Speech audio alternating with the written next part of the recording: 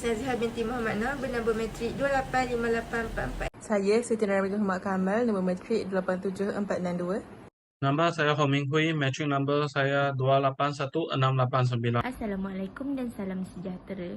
Kami dari Kumpulan 9 ingin membentangkan tentang isu perkauman di Malaysia.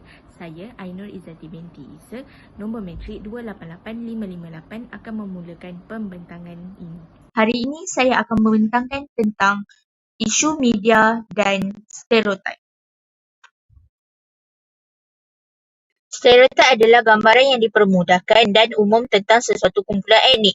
Media seringkali menggunakan stereotip untuk memudahkan pengertian dan pengenalan kepada audiens. Namun, apabila stereotip ini tidak seimbang atau negatif, ia boleh merosakkan persepsi dan citra kumpulan etnik tersebut.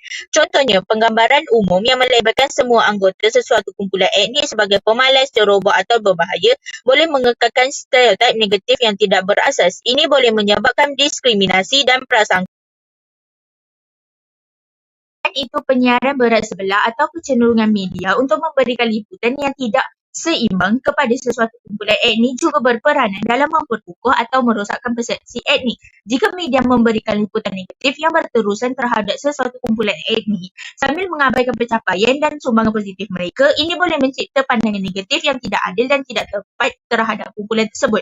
Pengabaian ini dapat memperkukuh prasangka perkauman yang sedia ada dan menghalang perkembangan persepsi yang objektif. Bagi mengatasi isu ini, kerjasama antara media, pihak berkuasa dan masyarakat awam adalah penting. Media perlu mengambil pendekatan yang lebih bertanggungjawab dalam penyiaran dan penggambaran etnik.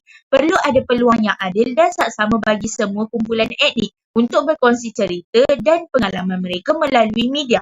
Selain itu, pendidikan awam dan kesedaran terhadap isu-isu perkauman juga penting untuk memupuk pemahaman yang lebih baik dan mengurangkan prasangka.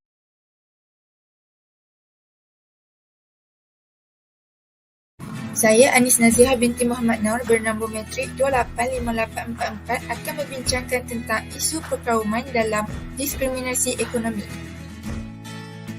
Yang pertama, ketidakadilan dalam peluang pekerjaan. Terdapat diskriminasi terhadap graduan berbangsa Melayu ketika dalam proses pengambilan pekerjaan di Malaysia. Hasil daripada kajian mendapati bahawa 22.1% pemohon berbangsa Cina dipanggil temuduga berbanding pemohon berbangsa Melayu yang sekadar 4.2% sahaja.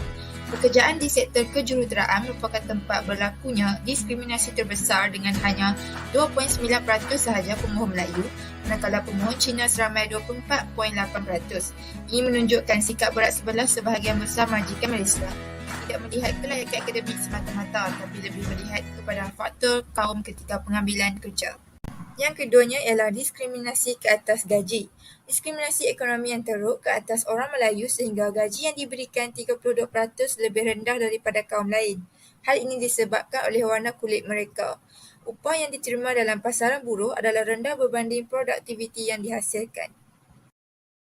Cara menangani isu perkauman dalam diskriminasi ekonomi ialah majikan berperanan penting dengan tidak melibatkan elemen perkauman dalam memberi tawaran pekerjaan. Pertubuhan majikan perlu memberi lebih tumpuan kepada penyatu paduan rakyat melalui peluang pekerjaan yang baik. Peluang pekerjaan yang saksama boleh menyatu padukan rakyat berbilang kaum di negara kita dan sekaligus membolehkan semua rakyat Malaysia memberikan keupayaan optimum. Saya Siti Narabitul Muhammad Kamal, nombor matrik 287462 akan membentangkan tentang isu perkauman dalam bentuk diskriminasi dalam pendidikan. Pertama, penggunaan bahasa sebagai medium pengajaran. Isu penggunaan bahasa sebagai medium pengajaran di sekolah telah menjadi isu yang sensitif di Malaysia. Terdapat perbezaan pendekatan dalam penggunaan bahasa Melayu, bahasa Inggeris dan bahasa Cina atau Tamil sebagai medium pengajaran di sekolah. Hal ini telah mencipta persepsi ketidakadilan dan ketidaksetaraan pendidikan di kalangan kumpulan etnik. Yang kedua, akses terhad kepada pendidikan. Terdapat juga laporan mengenai akses terhad kepada pendidikan di kalangan kumpulan etnik tertentu.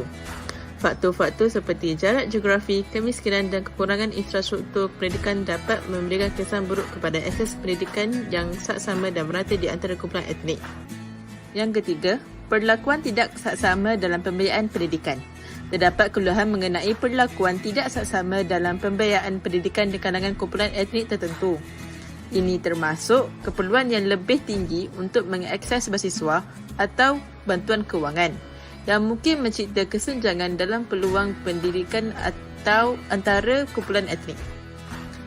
Cara mengatasi isu diskriminasi dalam bidang pendidikan adalah penting untuk mempromosikan pendekatan yang inklusif dan adil. Hal ini termasuk memastikan akses yang sama kepada pendidikan, menyamai persefahaman dan toleransi antara kumpulan etnik, meninjau semula kurikulum pendidikan untuk memastikan representasi yang seimbang dan mewujudkan peluang yang rata kepada semua pelajar.